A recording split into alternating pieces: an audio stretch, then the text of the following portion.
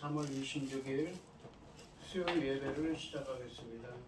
복 있는 사람은 악인들의 꾀를 따르지 아니하며 죄인들의 길에 서지 아니하며 오만한 자들의 자리에 앉지 아니하고 오직 여호와의 율법을 즐거워하여 그의 율법을 주야로 묵상하는도다. 그는 시냇가에 심은 나무가 철을 따라 열매를 맺으며 그 잎사귀가 마르지 아니함 같으니 그가 하는 모든 일이 다 형통하리로다. 악인들은 그렇지 아니하며 오직 바람에 나는 겨와 같도다. 그러므로 악인들은 심판을 견디지 못하며 죄인들이 의인들의 모임에 들지 못하리로다. 무릇 의인들의 길은 여호와께서 인정하시나 악인들의 길은 망하리로다. 아멘. 저희들을 창세전에 택정하시고 여기까지 인도해 주신 주님 감사드립니다. 오늘 예배 가운데 임재하여 주시고 이 예배가 신령과 진정으로 드려지는 예배가 되게 하여 주시옵소서. 이 모든 말씀 거룩하신 예수님의 이름으로 기도드립니다. 아멘. 사도신경 하시겠습니다.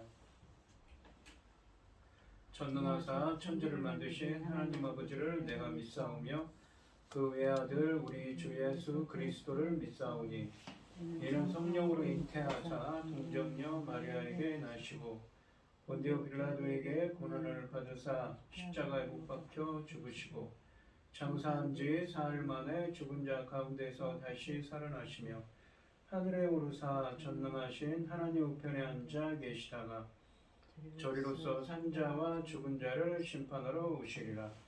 성령을 믿사오며 거룩한 공예와 성도가 서로 교통하는 것과 죄를 사하여 주시는 것과 몸이 다시 사는 것과 영원히 사는 것을 믿사옵나이다. 아멘. 찬송가 88장입니다. 내 진정 사모하는 친구가 되시는 구주 예수님은 아름다워라. 산 밑에 백합하여 빛나는 새벽별 주님 영원할 길 아주 없도다. 내 맘이 아플 적에 큰 위로 되시며 나 외로울 때 좋은 친구라.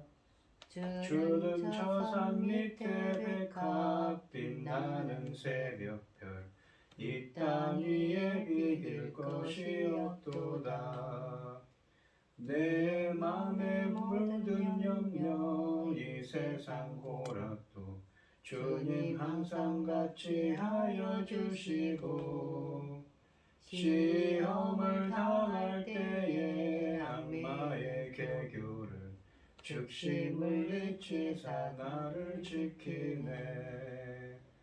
온 세상 날 버려도 주 예수 안 버려 끝까지 나를 돌아보시니.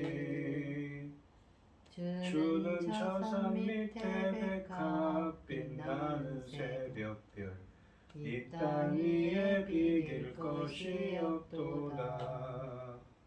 내 맘을 다하여서 주님을 따르며 길이 나를 사랑하리니.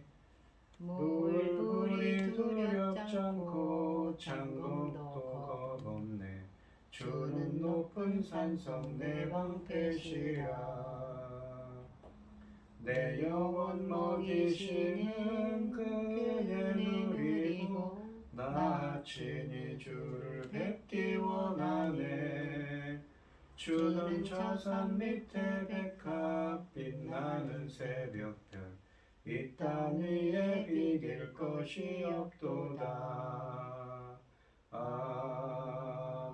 아멘.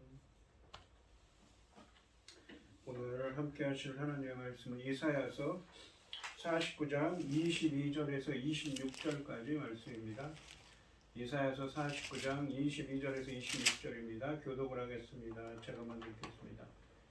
주 여호와가 이같이 이르노라. 내가 문 나라를 향하여 나의 손을 들고 민족들을 향하여 나의 기치를 세울 것이라. 그들이 내 아들들을 품에 안고 내 딸들을 어깨에 메고 올 것이며 왕들은 내 양구가 되며 왕비들은 내 것이며 그들이 얼굴을 땅에 대고 내게 절하고 네 발을 끝을 핥을 것이니 네가 나를 여호와인 줄 알리라. 나를 바라는 자는 수치를 당하지 아니하리라. 용사가 빼앗은 것을 어떻게 도로 빼앗으며 승리의 자에게 사로잡힌 자를 어떻게 건져낼 수 있으랴. 여호와가 이같이 말하노라. 용사 포로도 빼앗을 것이요 두려운 자를 빼앗은 것도 건져낼 것이니 이는 내가 너를 대적하는 자를 대적하고 네 자녀를 내가 구원할 것임이라. 내가 너를 억압하는 자들에게 자기의 살을 먹게 하며 새 술에 취함같이 자기의 피에 취하게 하리니 모든 육체가 나 여호와는 내 구원자요 내 구속자요 야곱의 전능자인 줄 알리라. 아멘. 기도하겠습니다. 온 땅이여 여호와께 즐거운 찬송을 부를지어다. 기쁨으로 여호와를 섬기며 노래하면서 그 앞에 나아갈지어다. 여호와가 우리 하나님이신 줄 너희는 알지어다. 그는 우리를 지으신 이요 우리는 그의 것이니 그의 백성이요 그의 기르는 양이로다. 아멘. 천지 만물을 지으신 전능하신 하나님 아버지, 어리석고 보잘것없는 저희들 찾아 삼으시고 아버지 사랑 가운데 살아가게 하심을 참으로 감사드립니다. 전능하신 하나님 아버지, 주변에 아버지 하나님 어려운 일을 당하는 아버지 화재가 일어나고 있고 아버지 하나님 인명피해가 있을 정도입니다. 바람이 심하게 불고 있고 아버지는 비가 부족했나요? 아버지 하나님 온갖 재난이 그렇게 많을지라도 저희 나라를 지켜주셨는데 아버지 하나님 지금 이런 재난을 만나고 있고 아버지 하나님 국가의 지도자가 아버지 하나님이 백성들을 돌보지 않고 있는 이 어려운 상황입니다. 백성들은 부르짖고 있고 아버지 하나님 어떻게 앞으로 결말이 날지 걱정이 태산입니다. 도와주시옵소서. 이 나라 대한민국 지켜주시옵소서. 불쌍히 여겨주시옵소서. 오직 저희는 주님밖에 없습니다. 주님 아니면 우리는 호흡도 할 수 없을 정도입니다. 우리는 그렇게 의지하고 있사오니 아버지 하나님 도와주시옵소서. 대한민국 저희 나라를 기억하여 주시고 긍휼을 베푸시고 아버지 하나님 불쌍히 여겨 주시옵소서. 저희들은 아버지 하나님 어리석지 않습니까? 그래서 하나님 앞에 합당하지 못하며 너무 많사오니 전능하신 하나님 아버지 긍휼을 베푸시고 아버지 하나님이 기뻐하신 자로 돌아올 수 있도록 길이 바로잡을 수 있도록 아버지 하나님 붙잡아 주시고 역사하여 주시옵시고 잘못이 있다면 용서하여 주시고 아버지 하나님 앞에 언제든지 엎드리는 저희 나라 저희 국민들 될 수 있게 도와주시옵소서.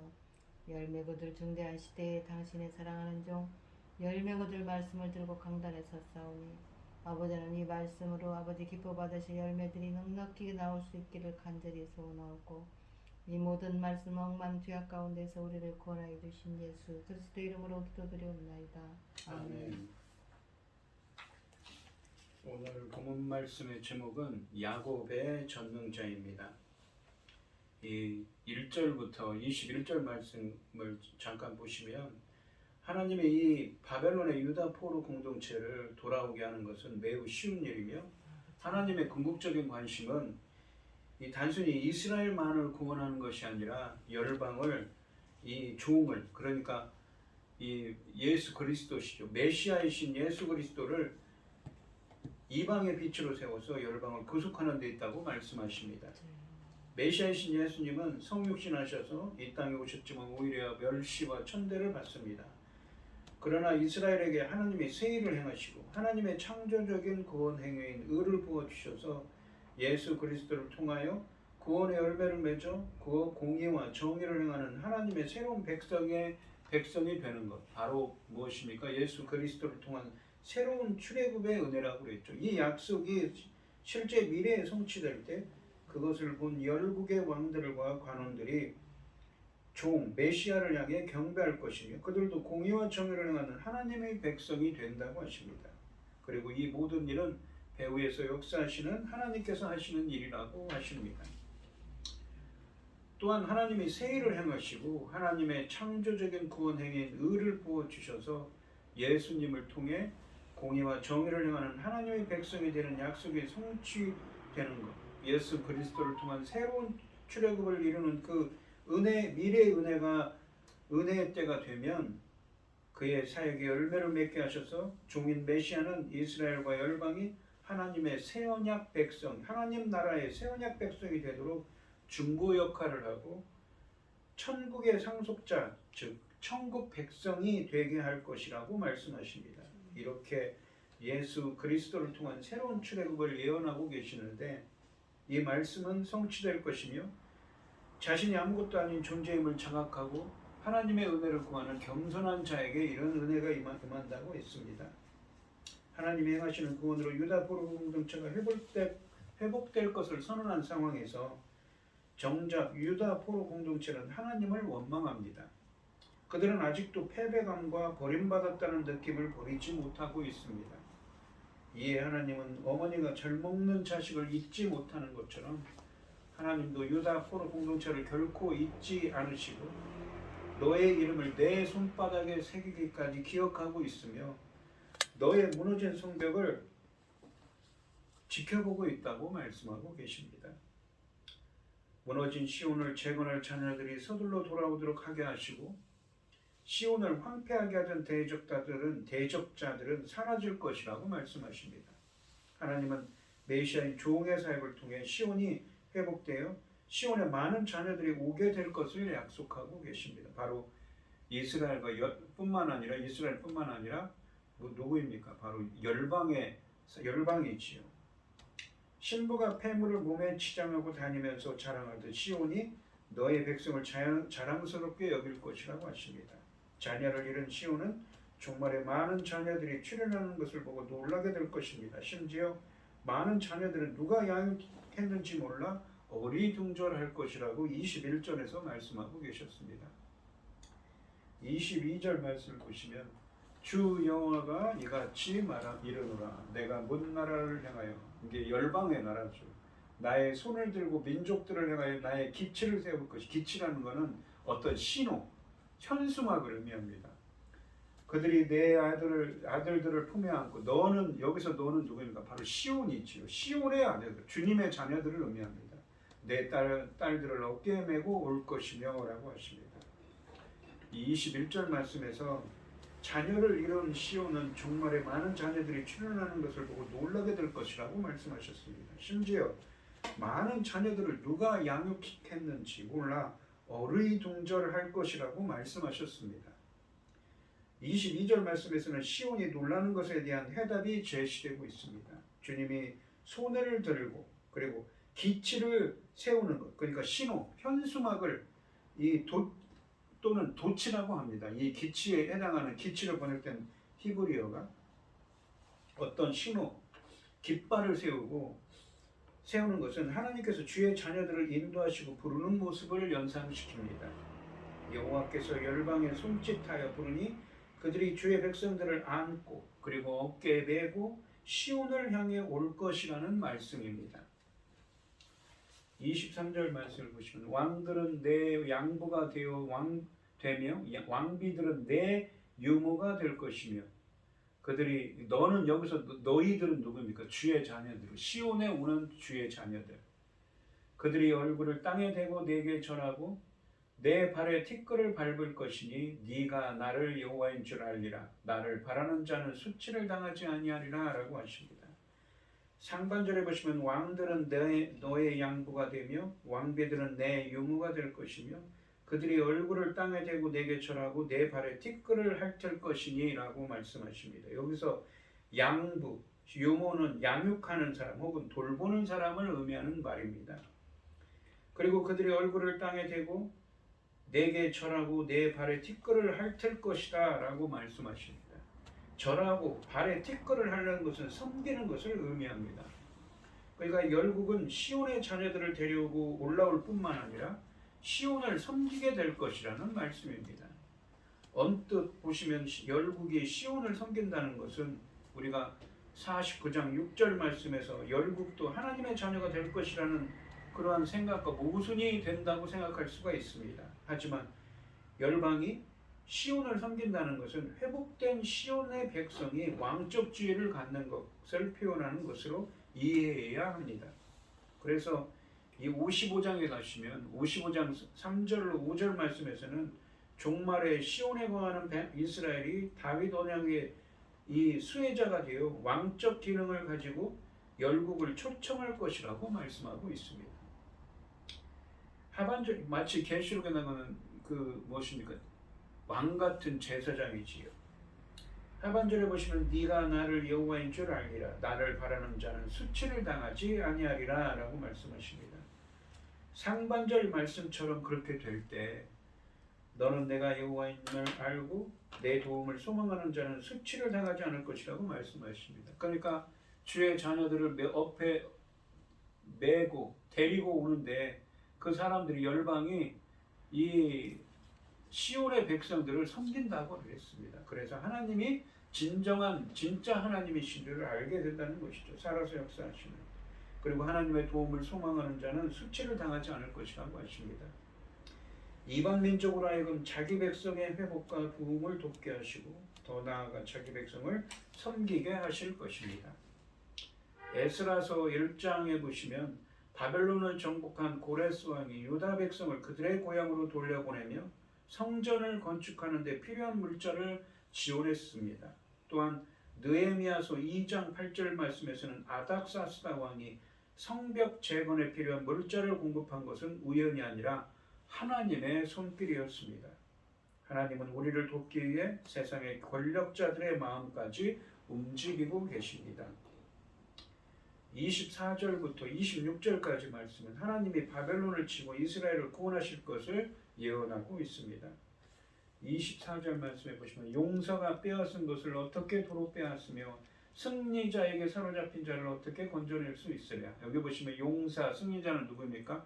바로 바벨론을 의미합니다. 시온이 회복되기 위해서는 회복을 방해하는 이스라엘의 적이 없어져야 파괴되어야 합니다. 주님은 이미 49장 17절 말씀에서 이러한 내용을 제시하셨습니다. 이제 이 사실을 확대시킵니다. 24절 말씀은 해석이 쉽지 않은데 이슈는 이 상반절의 용사와 평행을 이루는 승리자를 어떻게 해석할 것인가 라는 점입니다. 이 승리자로 번역된 히브리어가 뭐냐면 짜디크입니다.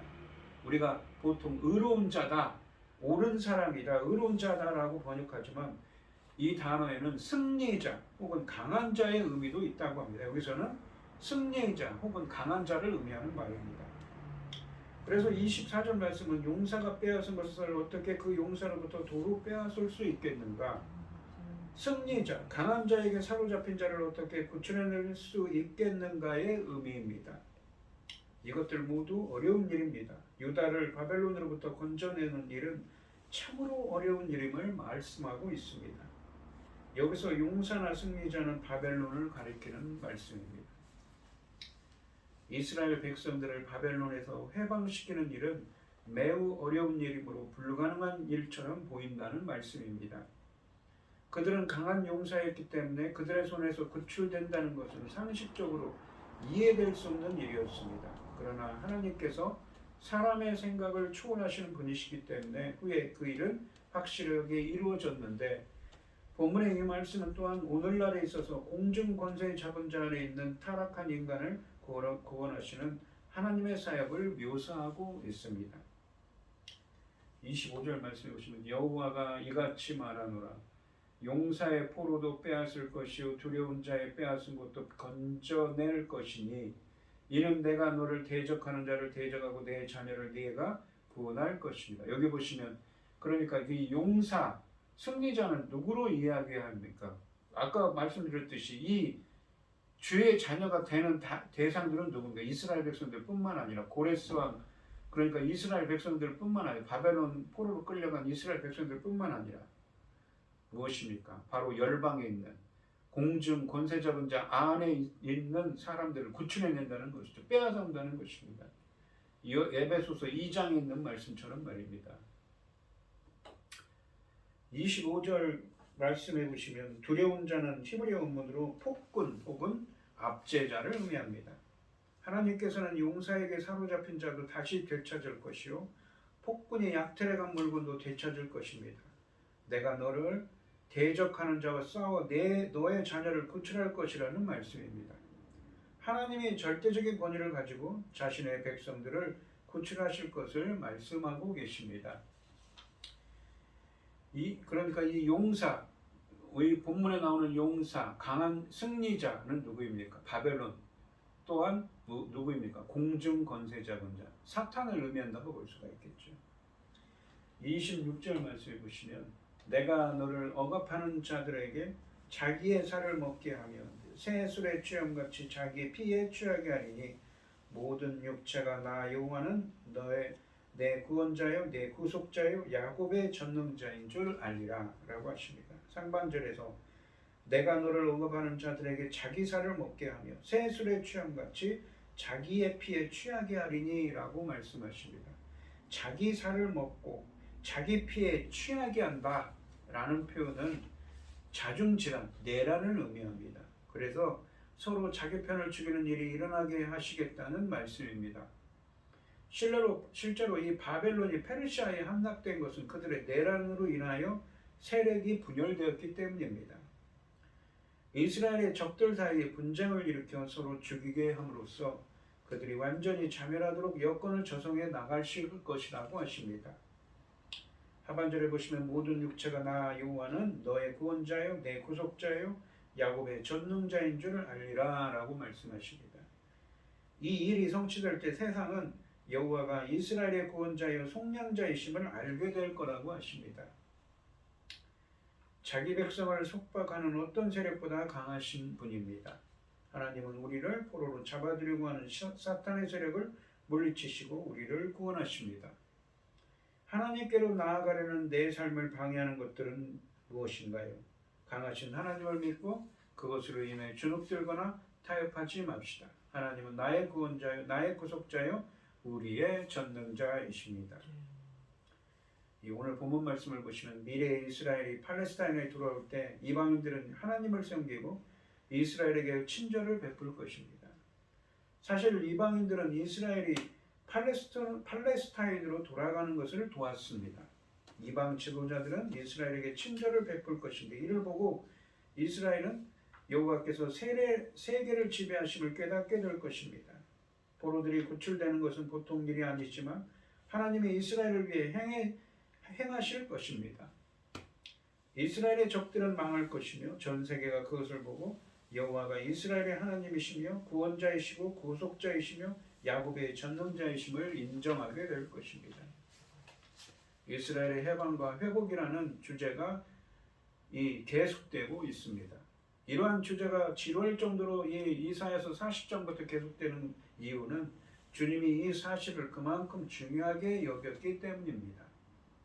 또한 바벨론의 포로로 끌려가 고난에 처할 이스라엘로 하여금 결코 좌절하지 않고 끝까지 하나님을 경외하고 소망을 갖게 하기 위함입니다. 이런 해방과 회복의 메시지는 바벨론에 의해 초토화되고 포로로 잡혀가는 이스라엘에게만 위로의 말씀이 되는 것이 아닙니다. 오늘날 삶의 정황 속에서 수없이 좌절하고 포기하고 눈물을 흘려야만 하는 성도들에게도 더 큰 위안이 된다고 할 것입니다. 오늘 이 시간 성도님들도 전능하신 하나님께서 고난에 처한 하나님의 백성들을 잊지 않으시고 반드시 구원하시는 그 하나님의 은혜를 그런 은혜 주시는 하나님을 믿음을 가지시는 여러분들이 되시기를 바랍니다.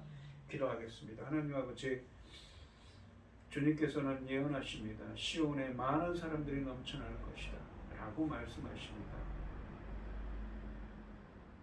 이것은 단지 이 바벨론 포로 공동체가 돌아오는 것뿐만 아니라 많은 열방의 사람들을 돌아오게 하시고 그들을 이끌오도록 주님께서 함께 할 것이기 때문에 주님께서 역사하실 것이기 때문에 일어날 것이라고 하십니다. 아무리 강한 이방의 이 지도자들죠, 하나님의 뜻을 꺾을 수는 없습니다. 그들이 오히려 이스라엘을 돕게 하시고 그들뿐만 아니라 그들을 방해하는 이 하나님의 일을 방해하는 자들을 주님께서는 주님은 이스라엘을 탈출하게 하실 것이며 그런 것처럼 오늘날 저희들에게도 공중 권세 잡은 자 안에 있던 자들을 예수 그리스도 안으로 들어오는 역사를 통하여서 구출하실 것입니다. 하나님의 백성들이 아무리 큰 고난 가운데 있더라도 저희들은 이 본문 말씀을 통하여서 주님께서는 저희들을 절대 잊지 않으시고 구원하시는 분이심을 믿는 믿음을 가져야 한다는 것을 소망하게 됩니다. 저희들에게도 어떤 고난 가운데 있더라도 주님께서 반드시 자기 백성을 구원하실 거라는 믿음을 갖도록 주님께서 역사하여 주시옵소서. 이 모든 말씀 거룩하신 예수님의 이름으로 기도드리옵나이다. 아멘. 찬송가 89장을 하시고 축도하심으로 오늘 예배를 마치겠습니다. 샤론의 꽃 예수 나의 마음에 거룩하고 아름답게 피소서. 내 생명이 참 사랑의 향기로 간데마다 풍겨나게 하소서. 예수 샤론의 꽃 나의 마음의 사랑으로 피소서. 샤론의 꽃 예수 이 세상에서 어느 꽃과 비교할 수 있으랴. 나의 삶의 한결같은 은혜와 사랑으로 가득하게 하소서. 예수 샤론의 꽃 나의 마음의 사랑으로 피소서. 샤론의 꽃 예수 모든 질병은 한이 없는 능력으로 고치사. 고통하며 근심하는 저에게 크신 힘과 소망 내려주소서. 예수 샤론의 꽃 나의 마음의 사랑으로 피소서. 샤론의 꽃 예수 길이 피소서. 주의 영광이 땅 위에 가득해. 천하 만민 주님 앞에 엎드려 경배하며 영광 돌릴 때까지. 예수 샤론의 꽃 나의 마음의 사랑으로 피소서. 아멘. 이제는 주 예수 그리스도의 은혜와 아버지 하나님의 극진하신 사랑과 성령의 교통하심이 성도들 머리 위에 이제로부터 영원히 함께 있을지어다. 아멘.